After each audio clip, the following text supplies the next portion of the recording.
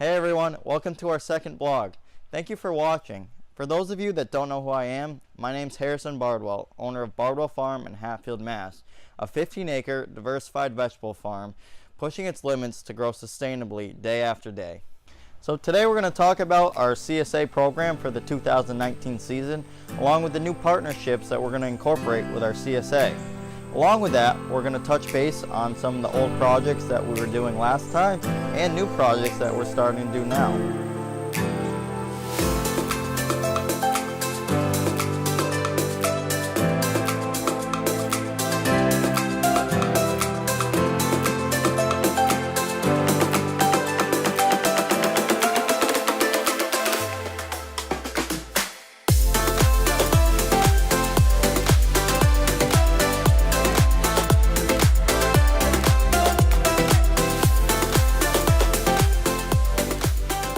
We want to thank and welcome all our CSA members that have signed up so far.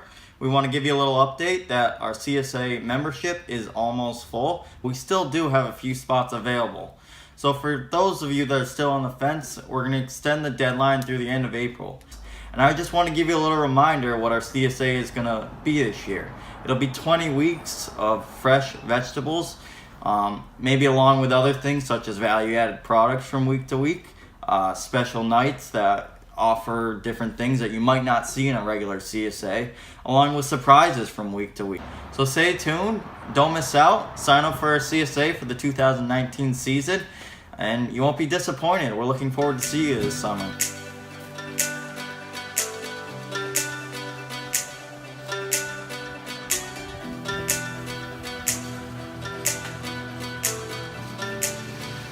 These are our high tunnel tomatoes that I transplanted yesterday into 4-inch pots.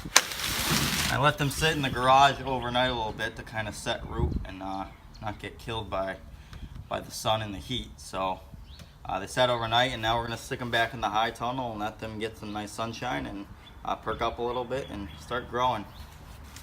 Cool thing about tomatoes, and if you can look here, you don't see much stem, only just a leaf sticking out. And tomatoes shoot, and when you plant them and they get into soil, they'll shoot a lot of lateral roots off the actual stem itself.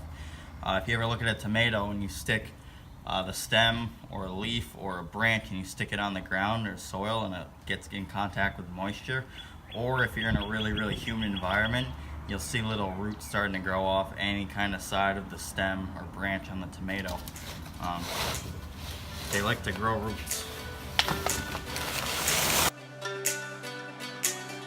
Getting in shape for the season.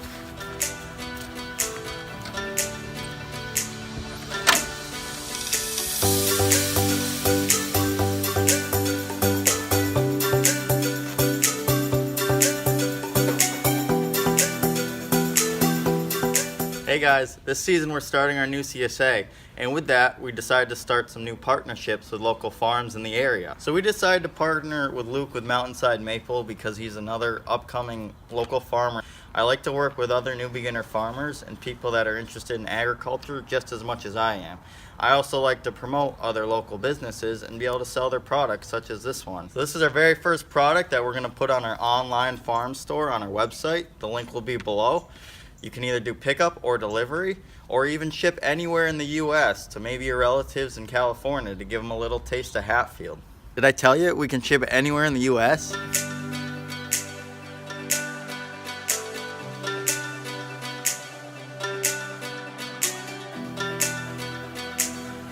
Ice cream for breakfast. So last week I had this tractor right here sitting in the same exact spot that was dead in the water, meaning it wouldn't start, wouldn't want to turn over, nothing, battery's dead. So I didn't have anyone around, so I called one of my buddies, who's probably never sat in a tractor, maybe once or twice in his life, to help me literally pull this thing with the other tractor up to the barn and push it in. So that's what we did. We got the Massey, the bigger tractor over there. We hooked it up to this thing. We slowly pulled it, and he had no clue what the hell we were doing. And so it's pretty funny to watch, but he grasped it pretty quickly, and we got it done. But some of you might not realize that moving 2 tractors and moving a couple tractors around the barns took us over an hour or so.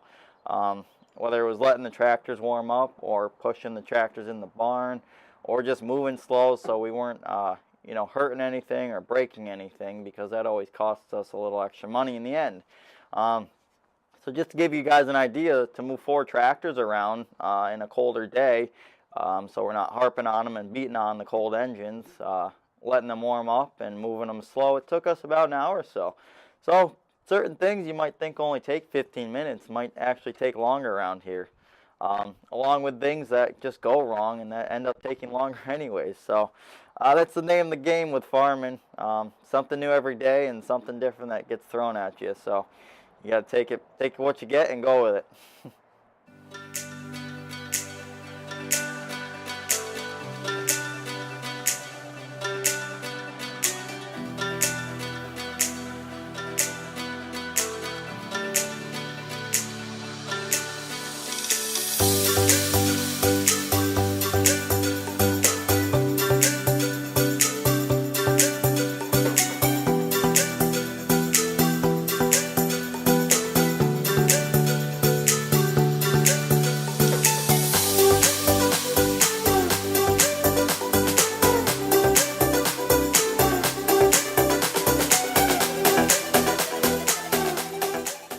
That's all she wrote.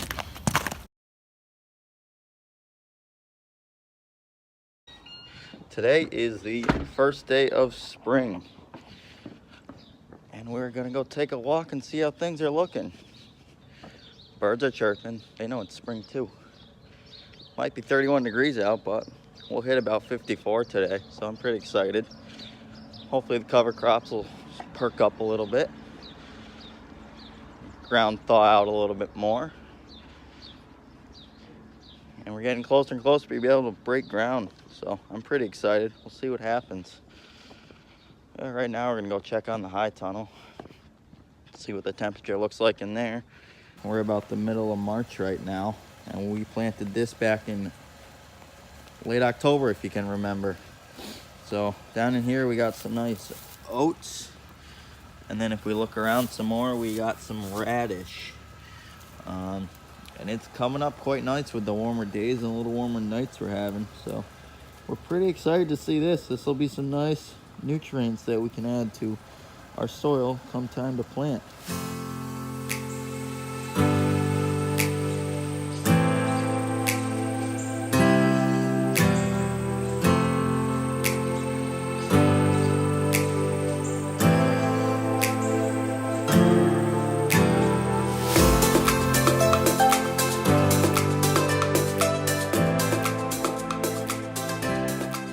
This is the week we usually start our pepper seedlings, our tomatoes, earlier settings, eggplant, things like that. Today I'm going to give you a little idea of how I keep track of the 100 different varieties we grow, from starting in the greenhouse to all the way to seeding in the fields. So today I'm going to talk a little bit about how I start in the greenhouse with labeling and keeping track of the different things we're seeding, because things in little seed packages like this look pretty similar even though we're dealing with multiple varieties. So here we have a few things. Bardwell Farm crop plan guide.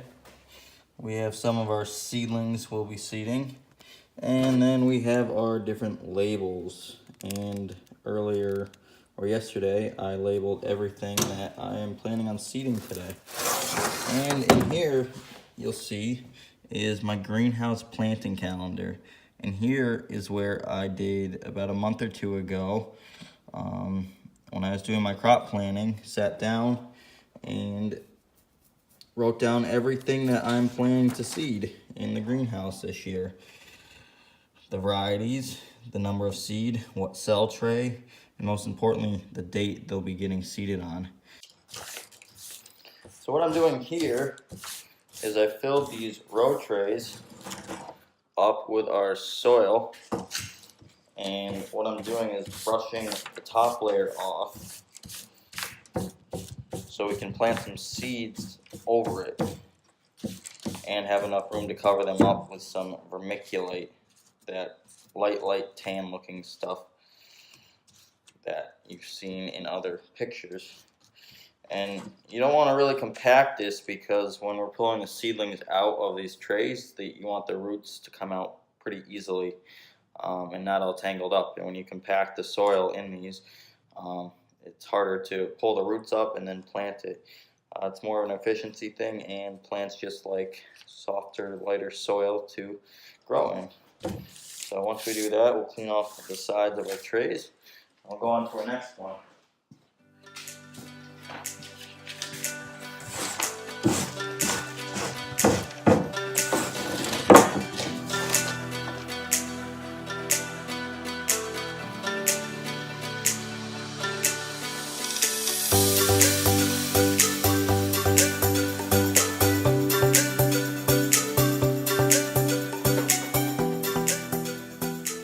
Guys, thanks for watching our second vlog. I hope you enjoyed it. If you have any questions, leave them in the comment section below and we'll do our best to answer them. If you like this video, hit the like button below and also smash the notification bell. Don't forget to subscribe to our channel and also follow us on Facebook, Instagram, and Twitter. We'll see you later.